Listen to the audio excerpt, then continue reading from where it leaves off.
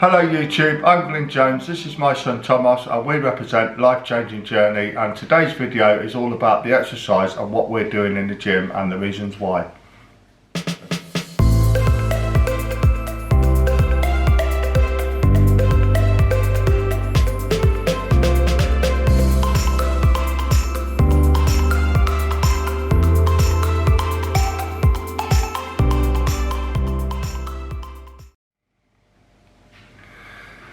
Yes, so here we are again. Happy Wednesday to you all. I hope you're having a good week and welcome to our uploads.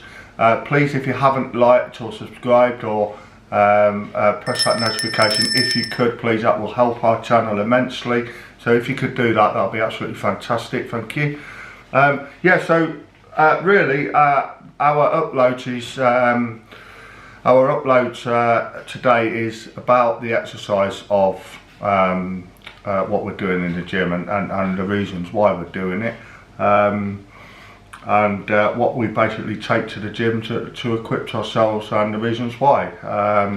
You know, just for any of you that haven't been to a gym before and are looking at to go into a gym, if we can inspire you to do that, that's what we're aiming to do. Yeah. And if this works and you are wanting to go to the gym, we're telling you what we're doing as basic learners and beginners. So yeah, please stand back and watch and enjoy. Thank you.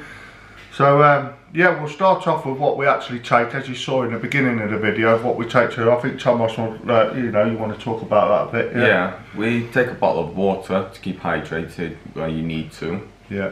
Yeah. We take a towel, so if you just get a bit sweaty when you're working hard, yeah. Yeah, and also putting it on the benches when you're using the benches. You need to put it on the benches as well, so you don't get sweat on that. Yeah, you know. And you take a notepad as well, just to jot down what weight you've lifted this week or that day, sorry, and the reps, how many reps you've done. Yeah, which is very important. Yeah. If you keep a track on how many reps you've done at what weight, and it's all about progressive overload. So you know, if you beat it by 1 rep or you beat it by 1 pound in weight, you know, you're progressing, and it's just all about keeping that data. So keep it all written down, you know, and you can't go wrong really. No. You know, just keep your eye on that data. That will tell you the story. That will tell you if you're progressing or not, and that's the reason why we do that. That's the reason why we take our pens and pads with us. So yeah, so let's go on to the exercise. Well, I'll tell you exactly what we've done today. We've basically walked into the gym. First thing we do is squats. So we warm up on the squats. That will do that. That's for our legs. You know, I'm sure there's many of you out there say, well, we know that, but there are people out there that don't know that, and this is what we're trying to do. We're trying to explain to you people that don't know this, that are beginners, have never walked into a gym before. We certainly don't want you to think that it's intimidating or anything like that. You know, we want you to feel at ease and feel being able to walk in a gym. Yeah. You know, it's that simple. So yeah, so we walk in, we do the squats, we do start off with a warm-up. It's very important that you warm up. You know, you must warm up the muscles before you start going into heavy weights or anything. So yeah, we start with the squats, we do 10 or 12 reps as a warm-up on a nice light weight, doing each and every exercise with a full range of motion, with full control from the bottom of the lift to the top. You know, at all times you make sure that you're in full control. You know, there's not just throwing up and down like that. You know, have full control and using each and every muscle that you're targeting in. Yeah. You know, in each area. You know. Then we actually use a leg press as well, which absolutely isolates your legs completely. So you're only using the leg muscles. Using your quads and your hamstrings, you know. So so there's our legs pretty much done. Then we go on to deadlift, which will get your legs a little bit, and then that targets the smaller your back, but it does, because it's a compound movement, it does actually use quite a lot more muscles in your body. In fact, it uses most of the muscles in your body when you perform a deadlift. Deadlift is where you've got a good straight firm back, and you basically lift the weight just with your back, lift it up and stand straight and lean back slightly when you get to the top of the movement, and then drop the weight back down as close to your legs and down your shins as possible, keeping everything firm and straight, and making sure that you keep full range of motion and you stay completely firmed back, not arched. But yes, that's a deadlift. So then we go from there, then we go on to upper body. We'll go to the bench press first. Bench press target is the chest, but because it's a compound movement, and using a barbell bench, you're probably going to use your shoulders, you're going to use your tricep, any of the pushing movements. And when I say pushing movements, that'll be your triceps and your deltoids as well. And they do come into play, especially when you're getting tired within the exercise.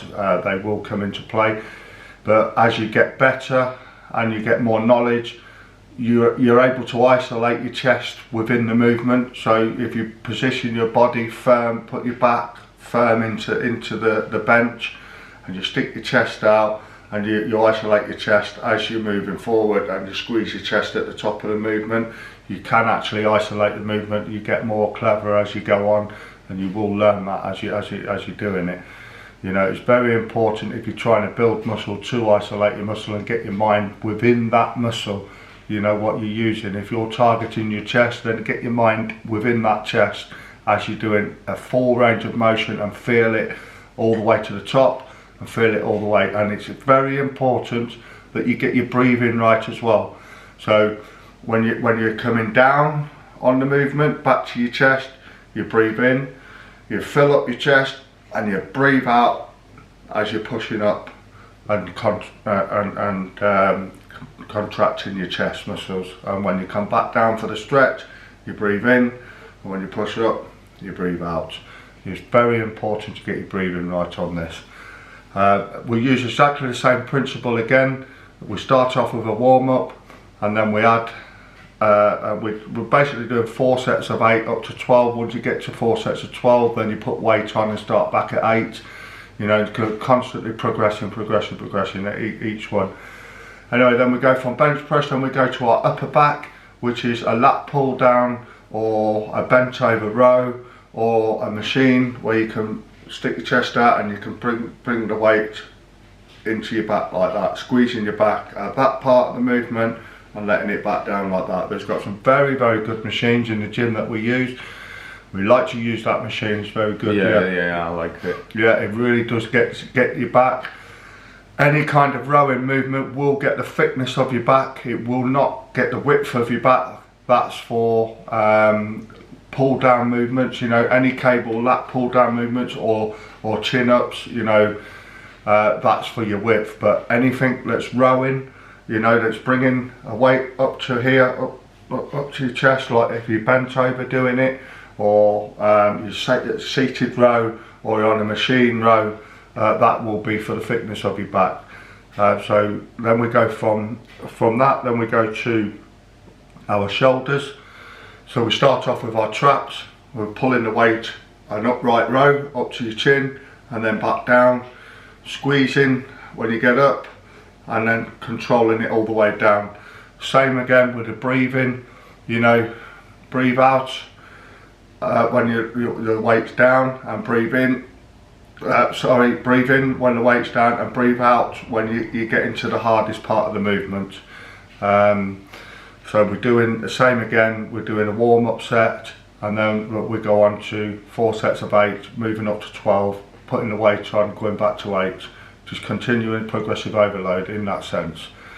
Then we go for a normal standing military press, shoulder press, straight after that, after the upright row, and that will get more of your front, so it gets all of your delts, but more on the front of the delts because it's the front of the neck press. You can get the rear of your delts by behind the neck press, but we do front of the neck press at this moment. We will progress to other things. Yeah. So so then we go from After the shoulders, we go on to then biceps. So it's just a normal standing bicep curl with a barbell. Like I say, we don't really warm up our biceps as much. We can just go straight into the 4 sets of 8 up to and building up to 12. Because we've already used our biceps in our pulling movements. When we're the upright row, we'll get your biceps a little bit. When we're on the machine doing our back, our rowing movements, that gets your biceps a little bit. So they are pretty much warmed up anyway, so we go straight into that. So we do 4 sets of 8 to 12 on the normal standard standing barbell curl. And then we go on to our triceps, and we'll use an easy bar. An easy bar is a bar sort of like Zeded, like that, and then we hold it at that position. Yeah. And we sort of press it up like that, keeping our elbows tight in, and stretch at the bottom, and then squeezing at the top, like that.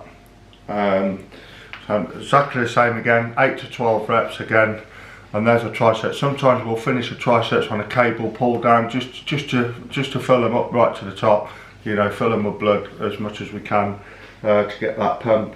But that's pretty much our workout. And but yeah, at the moment we're doing basic compound movements, and that is really to build a foundation, to build a frame with, to work with when we get a little bit more advanced. When Thomas gets a bit more advanced, we can start doing some isolation movements as well and adding it to it. We might have to split the routine.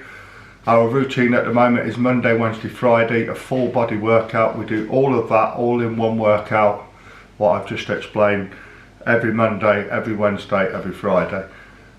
We might need to change that later on in the future. We might need to isolate movements, so we might change it and split it to a push-pull. So then we might do shoulders, chest and triceps on one day, back and biceps on another day, and back, legs and biceps on another day. We might alternate that and probably do 4 days a week. So I'll do Monday push, Tuesday pull, Wednesday off, Thursday push, Friday pull, Saturday and Sunday off. Maybe it's a possibility depending on where we are and where we're at the time. But for the moment, we're doing basic compound movements, all body workouts 3 times a week, Monday, Wednesday, Friday. So yeah, I hope you find this interesting, guys. I hope this is good for you, good information for you. The proof is in the pudding at the end of the day. Go out there and try it, give it a go and see how you feel with it, and if it works for you, then crack on with it. You've seen a full day of eating. If you eat like that and you train like that, you will make progress, I can assure you of that. So thanks again for watching, guys, and we'll see you on Sunday's video, which will be weigh-in, our second weigh-in, since we've started this on chapter 2. So yeah, I look forward to seeing you again, so thank you very much. Thank you. Thank you, guys. Bye.